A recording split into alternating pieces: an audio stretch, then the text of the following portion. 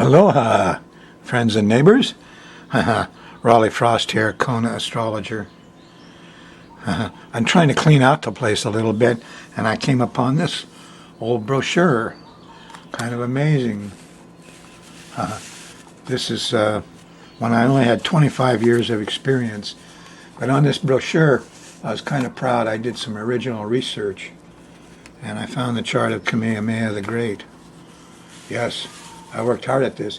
Because of a comet, the Chinese actually gave us the data on a one-day comet, which is what the legends all said. And there it was. Yep. And I knew he was born in the morning. And then I saw the chart. Whoa, fit him perfectly. Big Sagittarius rising. Yeah, look at all those planets in the first house. Wow. Kamehameha the Great. Frost is a genius in interpreting your personal chart or the chart of your business. 25 years of experience, it says. Get a jump on life's changes. Fun, enlightening, and practical. Look, it's the same number, same phone number. Okay, some philosophy. What the heck? Your services, how much they cost. They haven't changed. This is 20 years ago, folks. Here's my birth time and about me. Here's what happens when you come and get your chart read. It's not like you think. No causation. I'm not your normal astrologer. No counseling, no. I'm not going to try to, butter you up in any way. No advice. I don't give any advice. Life is like a train ride. I'm just going to tell you what's coming up on the train, what the schedule is all about, and I know that you'll take care of it yourself. So I don't have to give you advice. I won't do it. Nope. It's not my job. I'm more like the weatherman, and that's what keeps me going here without trouble.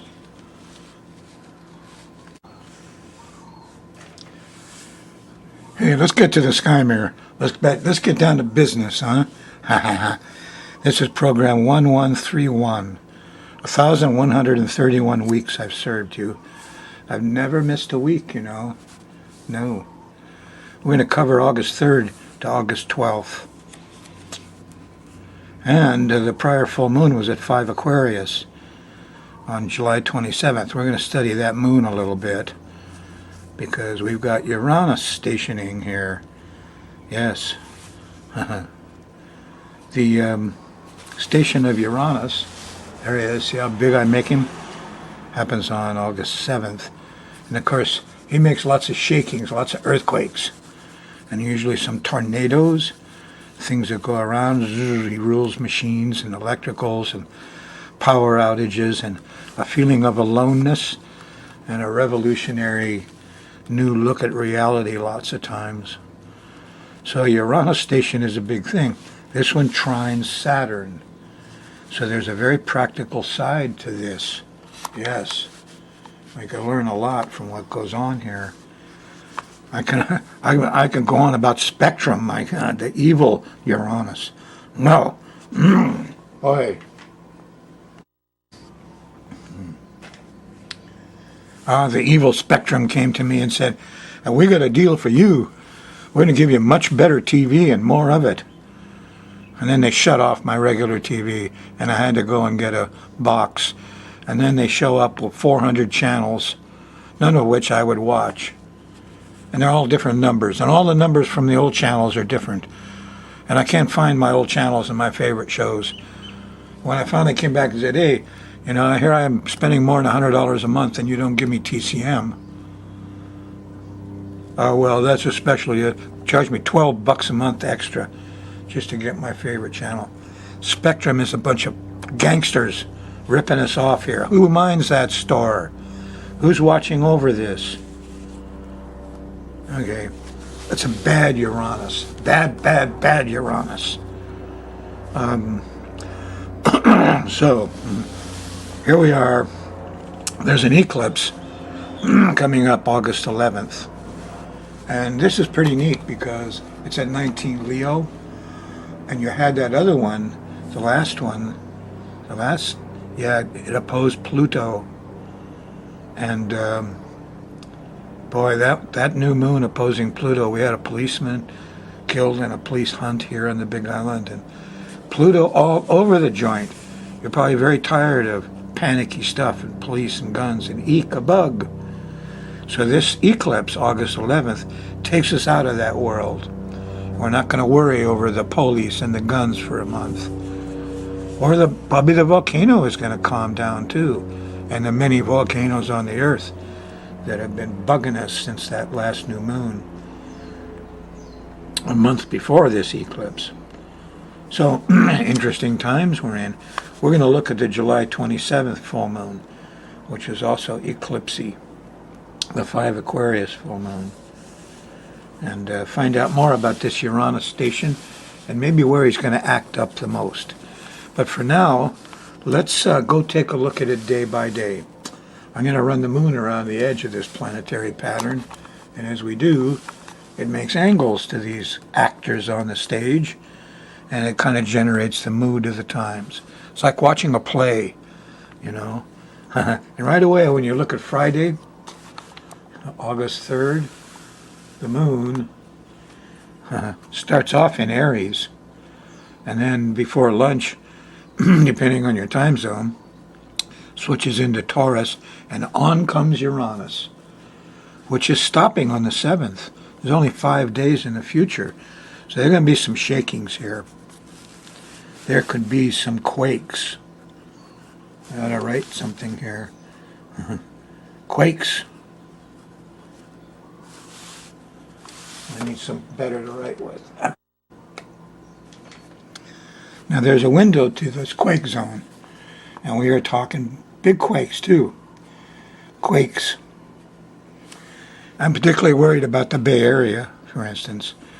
But once Friday, the August 3rd, it starts and continues through Saturday the 4th, and you could get shakings all over and power outages.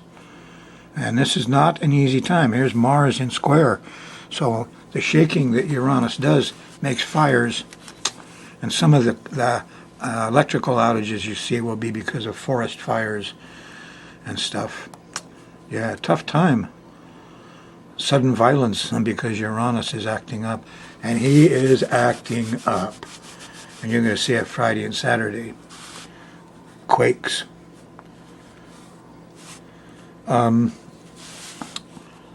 There's a little wisdom in the middle of all of this somewhere, because when you look closely, here's the trine to Saturn. When you look at that Friday kind of close, each mark here is 2 hours. And here's the Mars square, comes first. What's that? That's about 10, 11 o'clock in the morning. And the Uranus thing happens, about the same time. Shakings, power outages, problems. And finally there's some settling down. Here's the trine to Saturn at 4 degrees. And that's, around dinner time. Maybe it cools off. And Uranus is there trying to help. He's not helping up there. So what a day Friday, huh? You feel alone? You got genius stuff popping out? Well, Uranus is the reason. You'll feel it through Saturday. There's Discovery Saturday night with the trine to Pluto.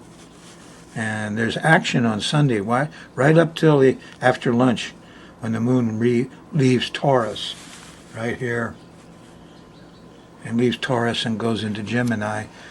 Here's a nice trine to Mars. If you haven't had if you're wondering about your tornadoes and things, this is time to get out in the yard Sunday and tie some stuff down. You don't want them flying around in the wind, huh? This is wind. Uranus often does wind trips. So, yeah, it's windy on Friday. So the heroes are out Sunday, and once you get past noontime, moon shifts into Cancer, or into Gemini, excuse me, and it's a little easier going. Here on Monday, there's a nice sextile to the sun. You can get things done, but look out, here's the opposition, or the square to Neptune. The sun opposes. Wait, what's this? There's the sun at 11 degrees of Leo. So the sun is doing good. We got a problem with Neptune. Yes, fuel. Confusion. So you got to be careful what you start on Monday. You might have great ambitions, but here about dinner time you may realize, boy, this thing's not going to work for this reason or that reason. So, just wait a little bit. Let it percolate. Tuesday, the moon's still in Gemini. Not much getting done because there's here's Venus. Everybody got lazy and ate too much sugar and lost their energy. But here, look at this, dinner time and after dinner is a sextile to Uranus. And your mind and your common sense pops up. But wait, here's an opposition to Saturn. It's about midnight. We don't have enough time, don't have enough money. We got stopped again Tuesday. Wednesday, the moon's in Cancer.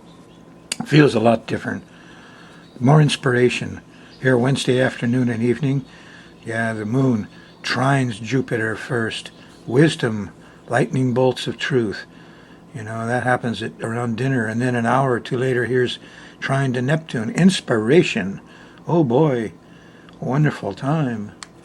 And then here, this is actually an opposition to Pluto. So this is some crisis feeling. That comes up about midnight.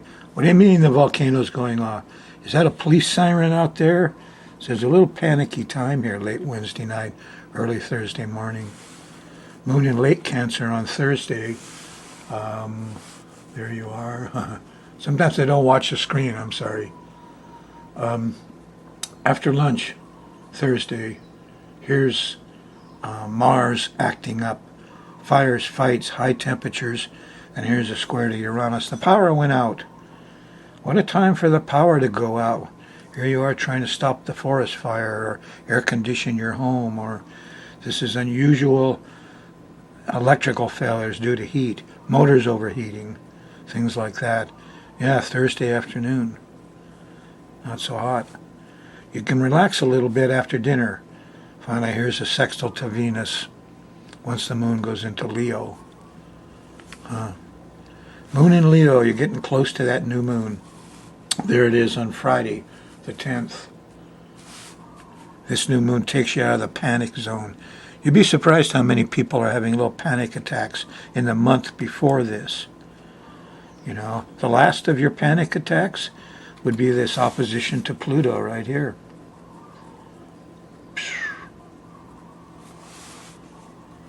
So that's what, late Wednesday night, early Thursday morning. And the last of our panic attacks. Eek, a bug. Eek, a policeman. Mass destruction. The last of the bombers scare. Yes, they were real. And then there's this period of kind of independence and some angriness and Thursday afternoon, and then some settling down Thursday night. And then the new moon kicks in Friday. So you got a period of a couple of days when kind of you're in limbo, and then the new moon has new vibes. The new vibes start Friday afternoon at 19 degrees of Leo. And when you feel a new moon like this, generally you don't understand it for a day or two until the vibes kind of click in, and you begin to see it has a different flavor. Yeah, this one squares Jupiter. We're overdoing things, and we're forgetting about inspiration. And we don't want any part of power and control. Screw Pluto. So Saturday, the moon's still in Leo, but you're still under the power of that new moon. I try not to work on new moons or full moons because things aren't what they seem and they're exaggerated. But once the moon leaves Leo and goes into Virgo, which is Saturday around dinner time, it changes, it gets much more solid. Here's a nice trine to Saturn and a trine to Uranus. Common sense and business-like calm and organization and planning comes on to you. Stay up late Saturday night and don't eat a big meal because you want to think and work a little bit Saturday night. And these kind of trines just fall in your lap.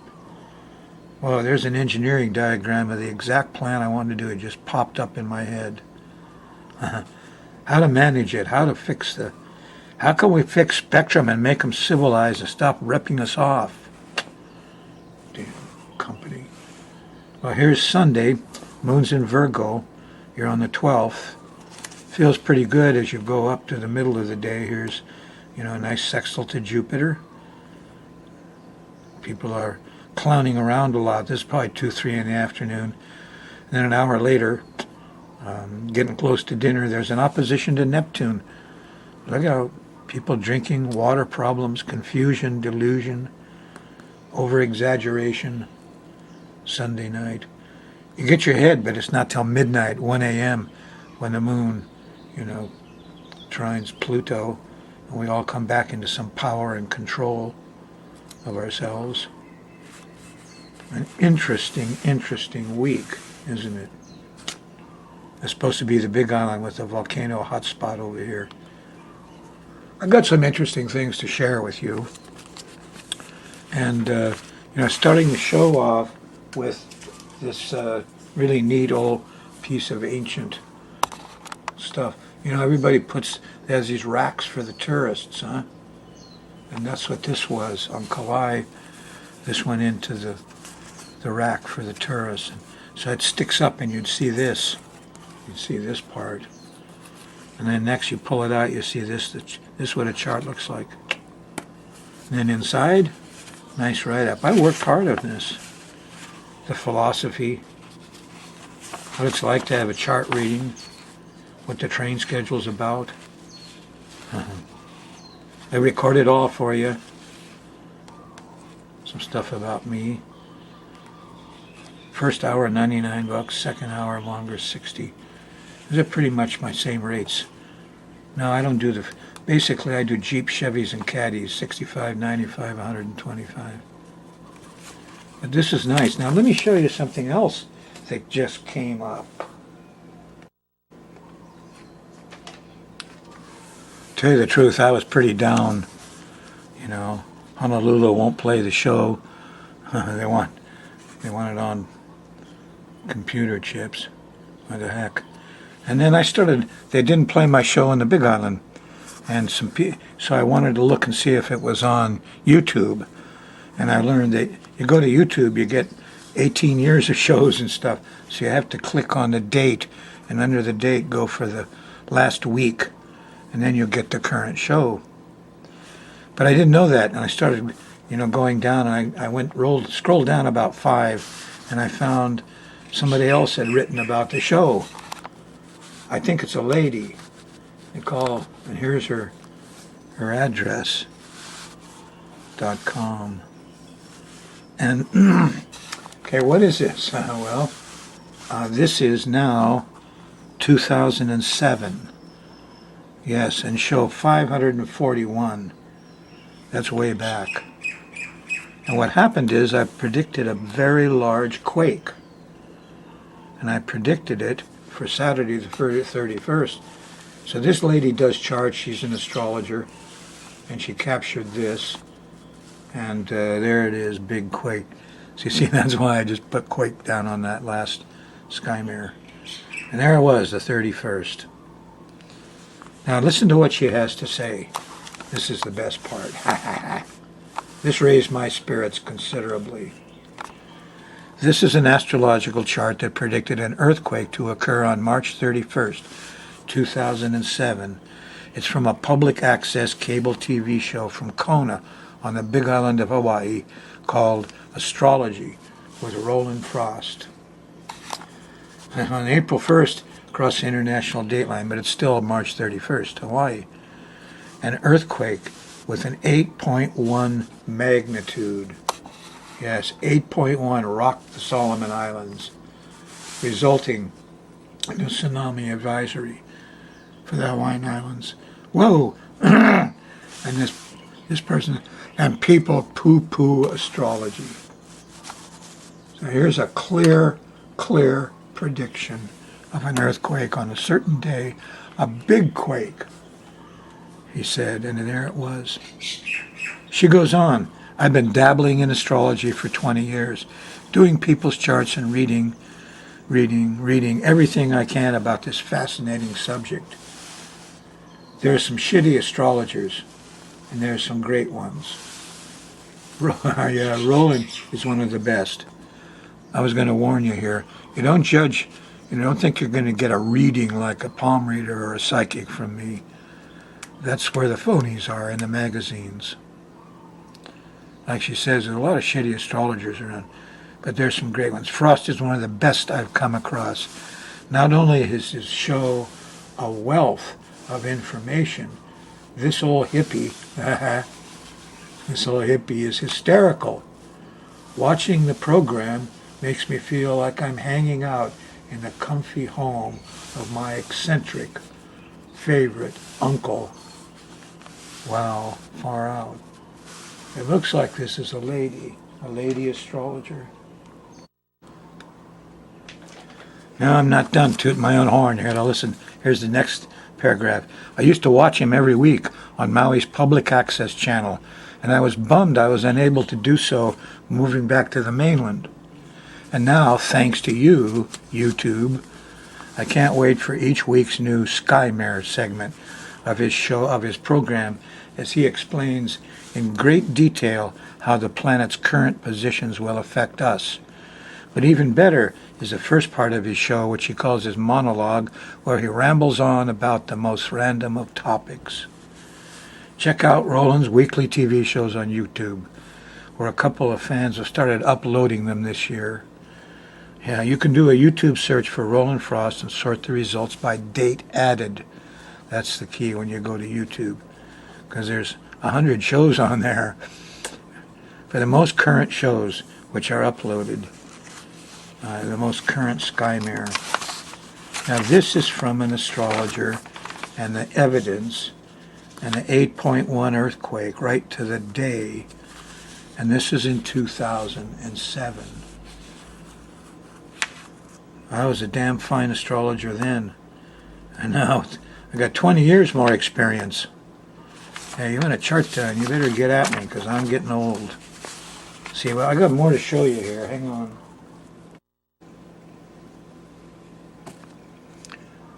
Okay, here's a reminder. I've been working on this a while. There's a hurricane coming. I think I'm getting a lot of charts, and most of them start late October 2018 and go into November and stuff. There is a chart going on for you coming up, but it's just a one chart, so I'm not sure about that. That's why I'm thinking it's probably earthquakes. Anyway, this is a reminder from your astrologer, especially Kauai. There's a hurricane coming. You're getting used to them, huh? Now, let's... Okay, a Uranus station always makes quakes and shakings and power outages. So here I have the full moon July 27th. And Uranus station's just a little after that. But this is an interesting full moon. And so I marked some hot spots for you where there's likely to be some quake kind of stuff. And here's one here. We've already seen some astrocartography that pinpoints Rio de Janeiro. And, listen, if you want to see something amazing, go to YouTube and ask for the Brazilian Rio de Janeiro parades, the Mardi Gras. Wow, you never see anything like it. There's 4 or 5 of them. They're wonderful. They all dance the samba, and they got these. Anyway, try it. You'll love it. Now, here's another one. Here's where Uranus, see the line that coming right through here is Uranus. And here's the nodes and the sun and the moon. And the full moon is on Mars. And so here's a heat trip, and here's emergencies, and here's Uranus come along and hit it. Now, we'll look at this a little more closely, and where this location is, I think. There's another one over here. This is Uranus on the midheaven, when very public things happen. And here's where it intersects the eclipse. Now this could hit Japan up here too. The Uranus line runs up through Tokyo area. There's another one here. This one has Uranus on the rising sign.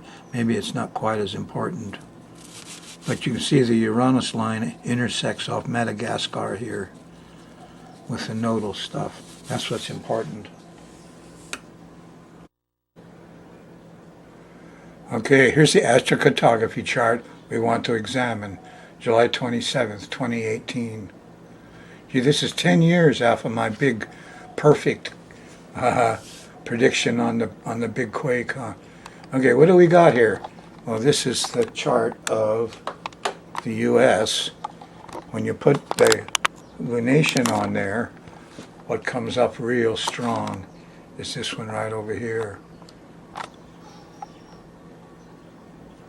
Now, we had signals about other stuff before down on the border, but you know, this, look, this is the Uranus hit this diagonal here, see? And this is the lunation,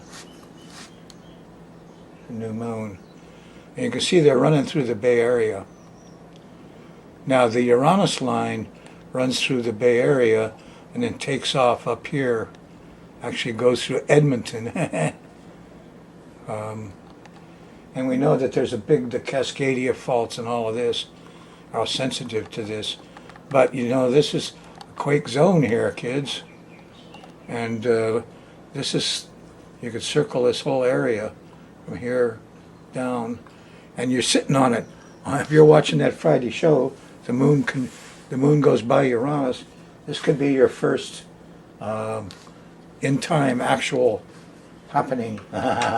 Maybe you're watching the show on Friday, and if you're in the Bay Area, it's shaking. That wouldn't surprise me. My friends, these are difficult times. Hard to find much tranquility here. But astrologically, science can help you. You know, where Jupiter is expanding things in your chart, in your life, and where Saturn's contracting things, paving your path, make it a little smoother. You got more chance at some enjoyment here. Go to the website, skymirrorastrology.com/TV. Instructions on getting chart work, all the last shows, some interesting blogs, entertainment for you, my friends. So the station here preempted my show and put the police on it.